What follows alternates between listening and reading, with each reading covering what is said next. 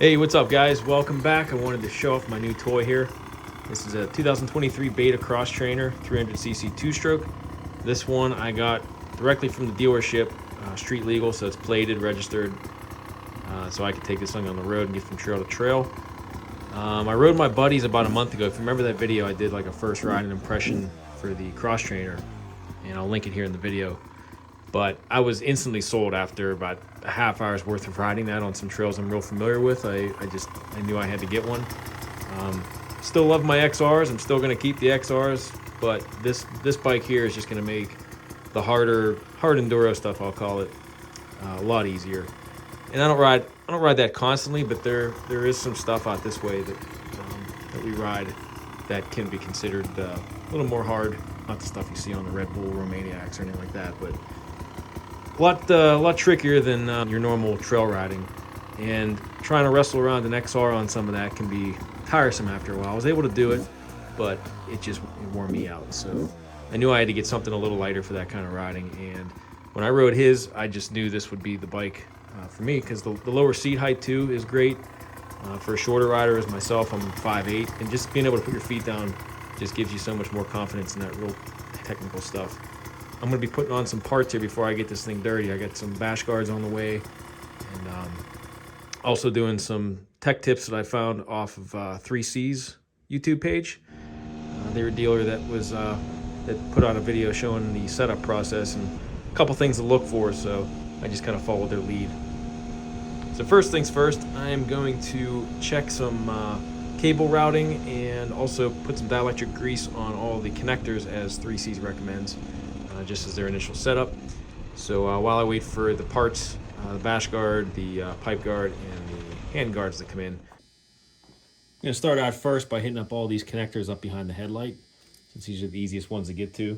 Then I'll work my way back. There's a couple in the airbox too, and one up under the seat I'm going to grab as well.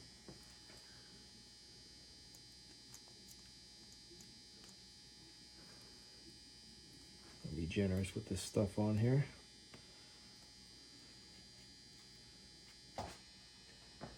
It's just a matter of plugging these back in.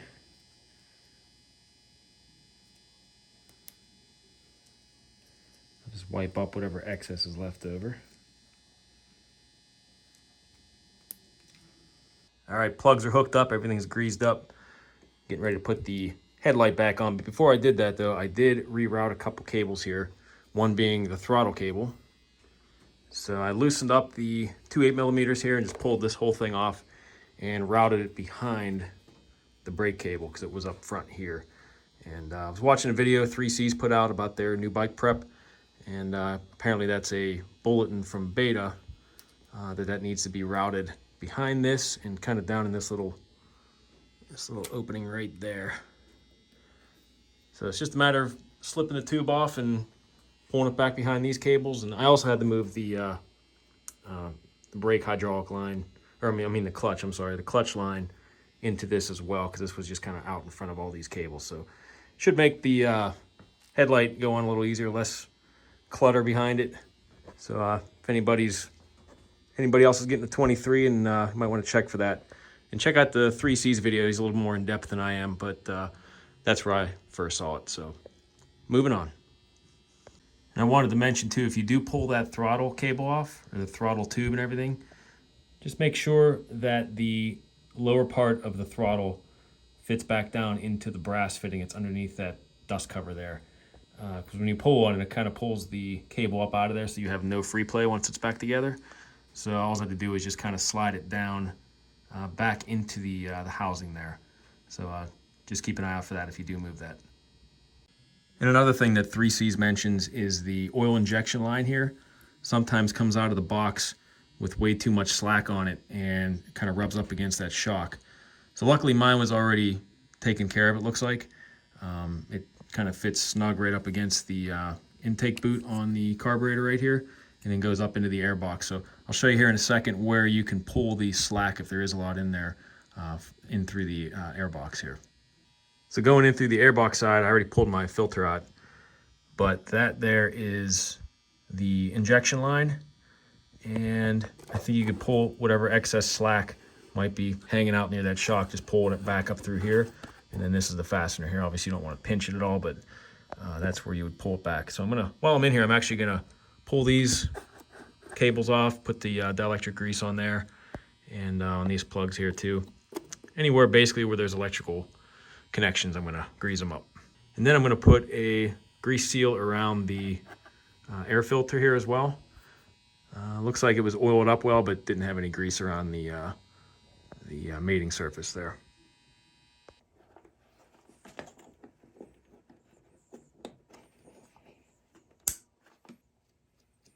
Looks like that one already had some grease on it, which is good. A little more is not going to hurt.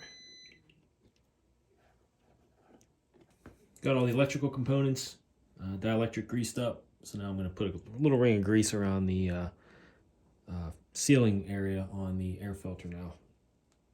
Slip that back into place.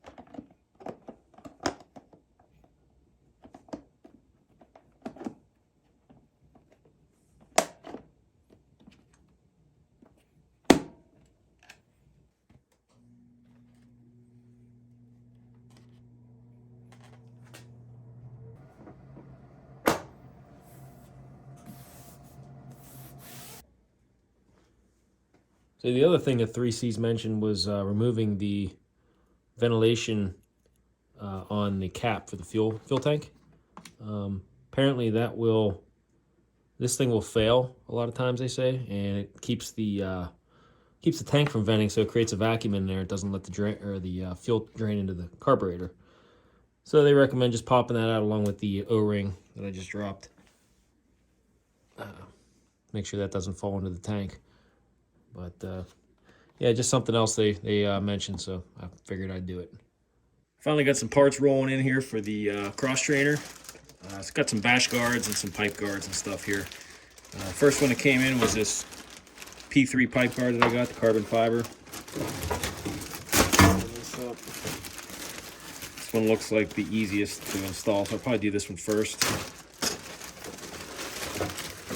Get a look at this out of the bag. Looks pretty good. Good quality piece. My friend runs that on his too, and it took a couple good hits already, so I know it works. Yeah, so that's just got a couple hose clamps and the guard itself, so that's nice and easy. I'll do that one first. Other piece that came in is the radiator guards. Or it's a brace, I should say. I went with the AXP one just because I didn't want to have to get too crazy and remove the radiators and fuel tank and stuff just to put the front guards in. So I want to use the stock louvers that are on there right now. So this one doesn't look too hard to install. I was watching a video of it online. Just a matter of piecing it together here, and then it actually uses a couple, I think, frame mount points on there for added strength.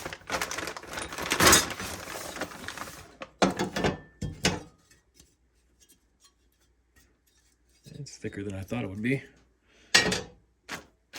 We got pretty good reviews from what I saw on the Facebook forums and cross trainer forums and stuff. So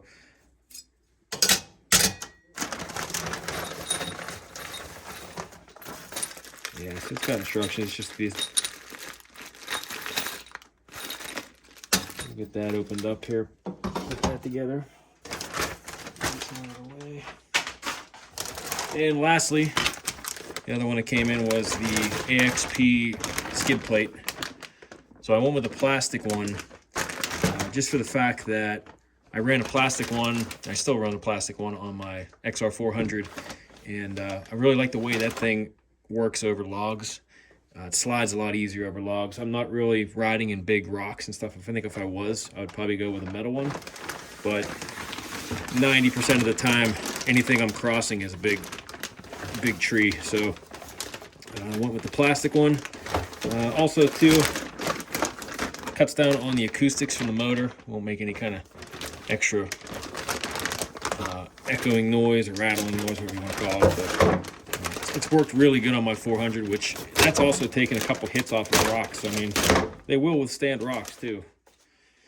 But I figured since I'm not dealing with big boulders constantly, I'm safe to go with a plastic one again.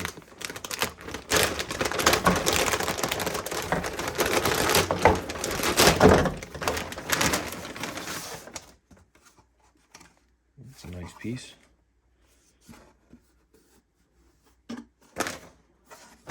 This one looks pretty straightforward to install as well. Got a couple fasteners, and then the piece that goes over the linkage in the rear. That was the other reason why I wanted this too, because it actually protects the rear linkage on the shock. So I think I'm going to start with the pipe guard, since that's the easiest. Then I'll do the skid plate and then save the radiator brace for last. I'm also waiting on hand guards. So I went with the Cycra Pro Bends with the Beta hand guard, plastic hand guard on there. So still waiting for that to arrive. But in the meantime, I'm going to start putting this stuff on. I can finally get this bike out in the dirt. So I got my clamps pre-routed through the guard here. Getting ready to mount it. A little bit tricky getting those in without bending it too much, but they'll straighten out once they're tightened down. So I'll start on this side, I think.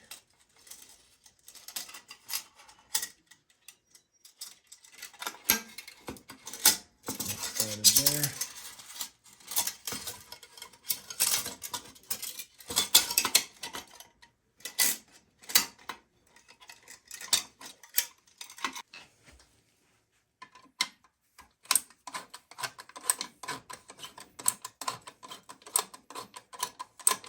I finally got it on. I didn't want to bore you with me wrestling with these hose clamps, but that was a lot harder than I expected it to be, just because you really couldn't spin these around on there once it was kind of clamped down a little bit. So you constantly loosen it up, turn it as much as you can, so I can try to keep this away from the radiator. Actually, you can see some of my blood on the radiator, because these things are sharp, and caught my knuckle and started bleeding a little bit. So put my blood, sweat, and tears into this thing already. So I'm gonna move on to the skid plate next. I already got the old, or not the old, but the stock one off. Look how clean all that is. So I'm gonna get over to the bench, put the parts on that needs to go on before you stick it on here, and we'll get that thrown on here too. These instructions aren't the best, so I just went online and looked at the YouTube video of them installing it, which also is a little misleading, because the one they showed for the cross trainer has like has a spacer for up here, and I guess they're using this for this model at least. So I thought I was missing parts on there. I know this part goes back here. That's the same as what's in the video, but a couple little things are different, which threw me off, but I think I figured it out.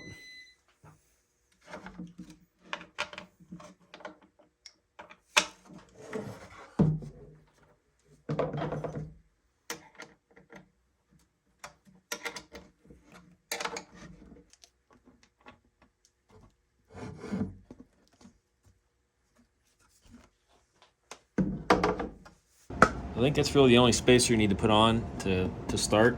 The one that goes over the linkage in the back looks like you put it on after it's on. So I'm going to try to wrestle this on here and bolt it down, and then get that linkage part down there too.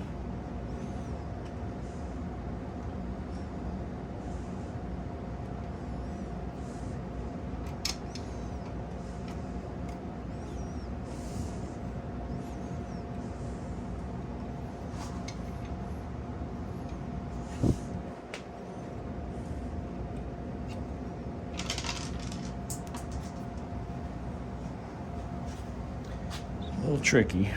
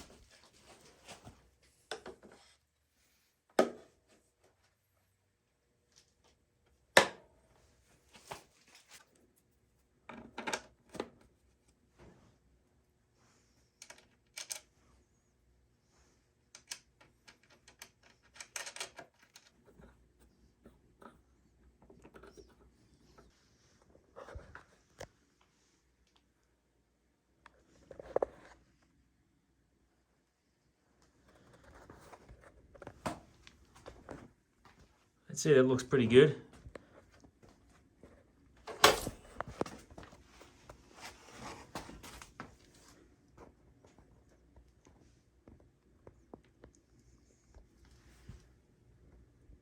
A little bit of a pain getting that on there, trying to flex the plate as I tighten it down. But once you get it lined up, as soon as you get a couple threads started, it's not so bad. But it looks like that'll do a pretty good job of protecting the frame and the motor and the case and everything. Pretty happy with that. So that should do a pretty good job of sliding over logs. It's just smooth plastic. And it actually covers up the linkage here too, which is really nice because you can get hung up on that pretty easily. So can't wait to test it out. All right, next up I'm going to work on the radiator brace and put this together. Some things you got to put together before you put it on the bike. So I'm going to start that process here. Parts out of the bag. Good place to start.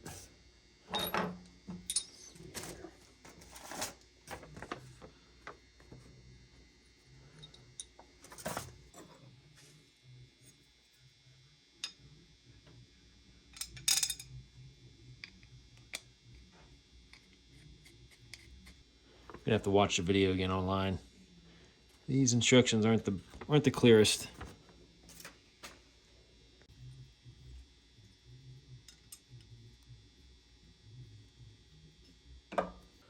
So next up, I'm gonna take. They got two different style braces for one for each side here. So the one with this little flange at the top, I'm gonna put off to the side for now, and I have to attach this piece of plastic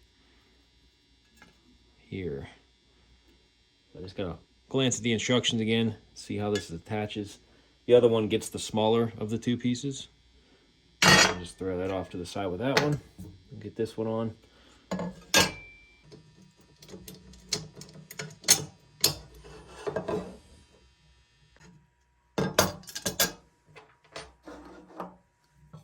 Right onto the other side here. Do the same thing I did on the other flat washer.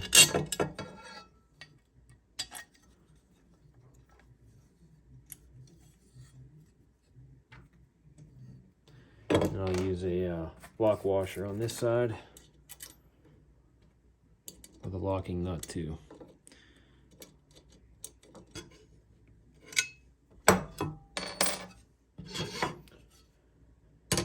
All right, those braces are ready to go on the bike. I got to take some plastic off, get the seat off, and then take the side shrouds off to put those on. So let's move over to the bike now. So it looks like I got 1, 2, 3, 4. Looks like 4 8mm bolts to remove here next.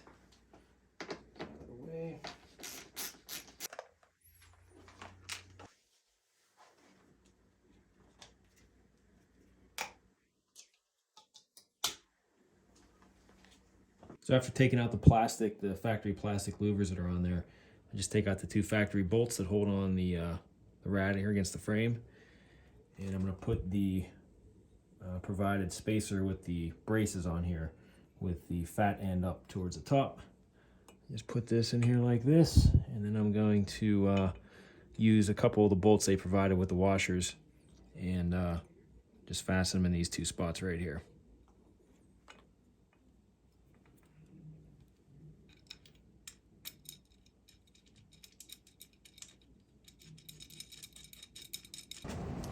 And now I can put the stock plastic louvers back in there.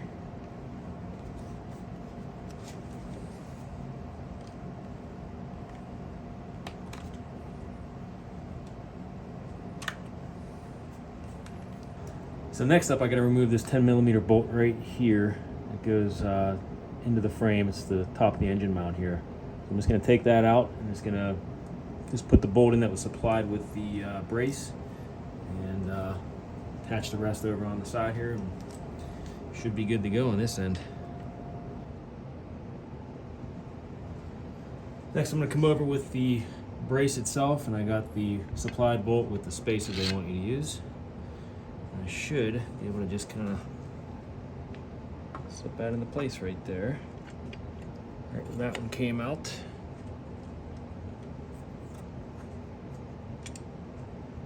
So I think before I tighten down on this bolt here, I'm going to line this up and get the bolts in place here. So that way I'm not fighting that once the other one's torqued down.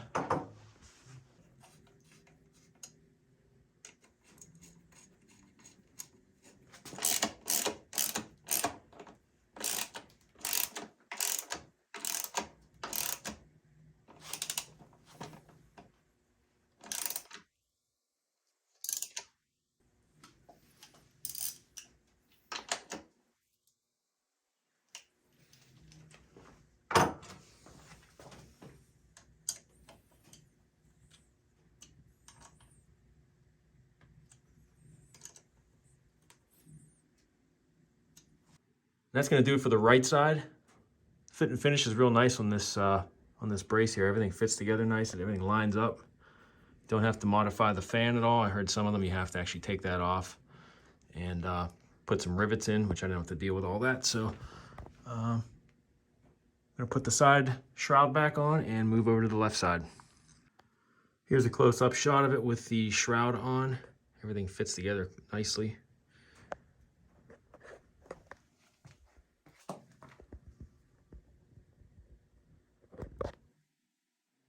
Feels pretty solid too. Very nice fit and finish, I must say. All right, so I'm just gonna repeat the process on the left side and I'll just bring you back in once it's done so I don't bore you and make you watch what I just did on the other side. So sit tight, I'll be right back. All right, there's the left side done. Just gotta put the louvers back in there still, but same as the other side, went in easy. Everything's fitting nice. So I'm pretty happy with that. So I'm gonna move on, put the louvers on and the shroud, and then just gotta wait for those hand guards to come in. All right, here's the finished product with everything back on. Looks pretty good tucked in there.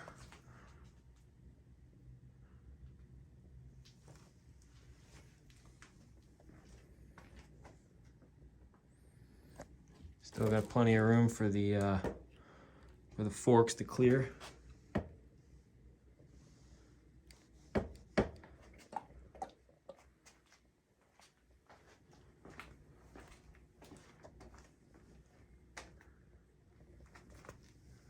Like I said, I really like the fit and finish on this. It went together real easy and it seems pretty solid, so I guess we'll put it to the test when we're out in the woods.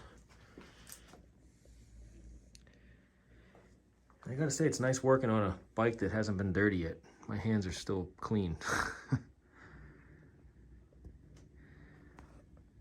So I am itching to get this thing out. I can't wait for those hand guards to come in.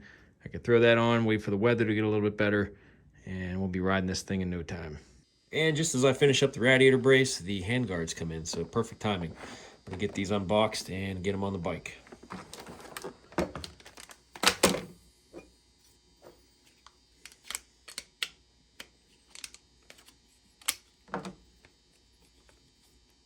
All right, I'm going to start on the clutch side and cut the end of this grip off here.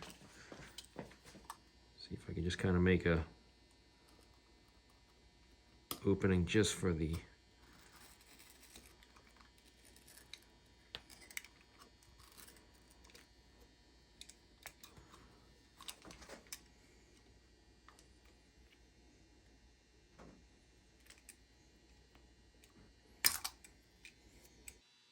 And I just realized that these actually have a left and a right marker on here, so no guessing. I know which side goes where.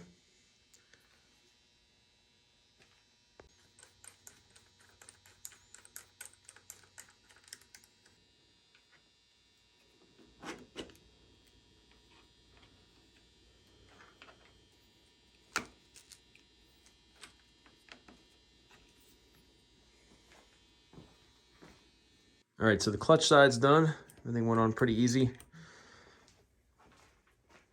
Everything fits nice, plenty of room. Now I gotta do the throttle side. I'm gonna cut the throttle tube and get that fitted up on here next. Moving on to the throttle side here, I'm gonna loosen up the throttle assembly here, just so I can kind of pull it off the bars a little bit. That way when I'm cutting into it, I'm not hitting the bar. Cut the very edge of it off first. Get a look at the throttle tube. There's supposed to be a little lip on the tube itself, so it doesn't, I guess so it rides right up against the handlebars. You got to cut that off too.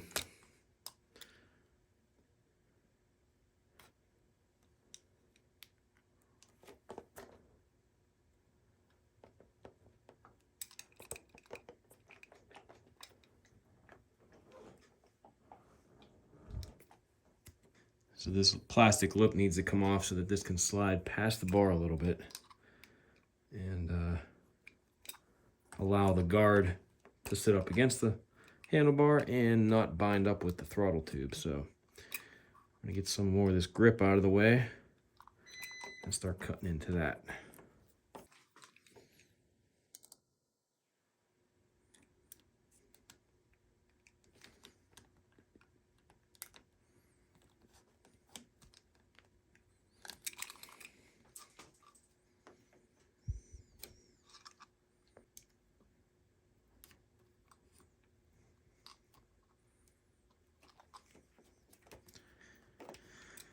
All right, just kind of cleaning up the plastic throttle tube where that lip was, just making sure this is as flush as possible, just for neatness. And I don't know how I didn't cut myself doing this, because this is kind of a tedious job with a really sharp tool. So if you're doing this yourself, just be extra careful there.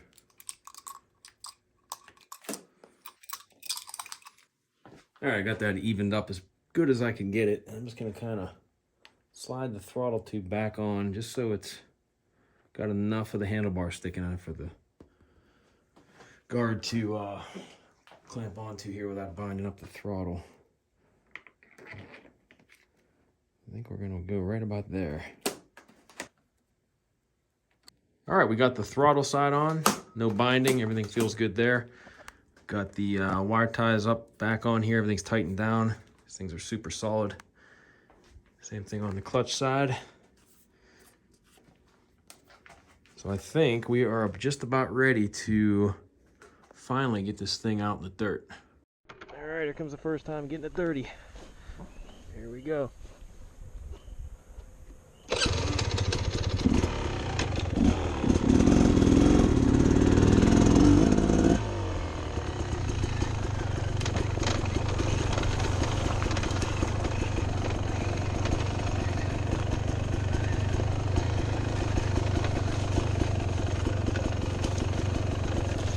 First time she's seeing dirt. Ah, she's pretty.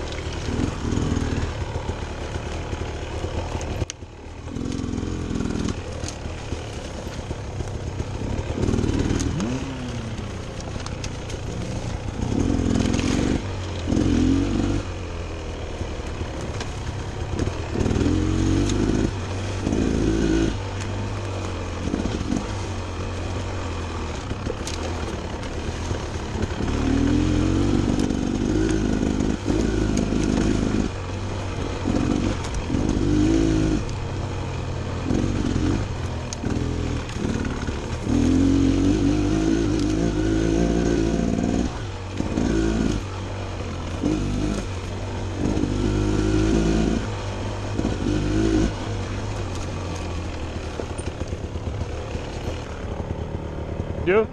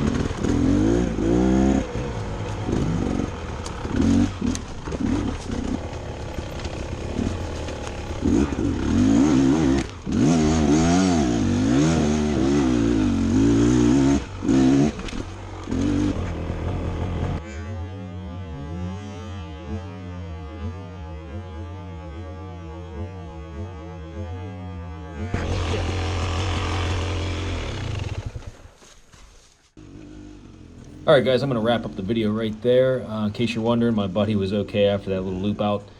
He just kind of caught a root coming up out of that creek, and it just shot his front tire up. And luckily, he was okay, and the bike was okay, so all was good there.